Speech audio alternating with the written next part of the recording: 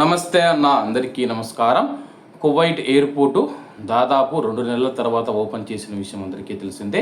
ప్రస్తుతం కువైట్ ఎయిర్పోర్టుకు వాహనాల ద్వారా వెళుతూ ఉన్న వారికి, కార్లలో ఎవరైతే వెళుతూ ఉన్నారో వాళ్ళకు ముఖ్య గమనిక అన్నమాట.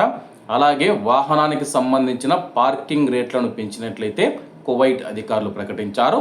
వివరాల్లోకి వెళితే మొదటి గంటకు మనం చూసుకుంటే కానీ ఎవరైనా కారుతో కువైట్ ఎయిర్పోర్ట్లోకి ప్రవేశిస్తే మొదటి గంటకు 1 దినారు వసూలు చేస్తామని చెప్పి, ఆ తర్వాత ప్రతి అదనపు గంటకు అర దినారు వసూలు చేస్తామని చెప్పేసి కువైట్ ఎయిర్పోర్ట్ అధికారులు ఇది తెలపడం జరిగింది.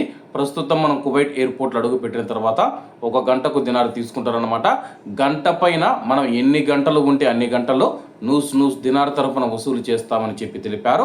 అలాగే దీర్ఘకాలికంగా చాలామంది పార్కింగ్ చేయాలనుకుంటూ ఉంటారనమాట.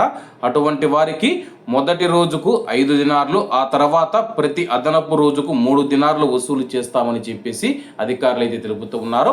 ప్రస్తుతం కువైట్ ఎయిర్పోర్ట్లో మనం తాత్కాలికంగా ఎవరినైనా వదిలిపెట్టడానికి కానీ, లేకంటే పికప్ చేసుకునే దానికి వెళితే కానీ, అప్పుడు వెళ్ళినప్పుడు 1 గంటకు మనం చూసుకుంటే దినారు వసూలు చేస్తారు. ఆ తర్వాత ప్రతి అదనపు గంటకు దినారు అయితే వసూలు చేస్తారనమాట. అంటే మీరు 2 గంటలు ఉండొచ్చు, 3 గంటలు ఉండొచ్చు. సపోజ్ మీరు 1 గంట దాటి మరో 2 గంటలు ఉంటే కానీ దినారు వసూలు చేస్తారనమాట. గంటకు 100 దినారు ప్రతిపదికన.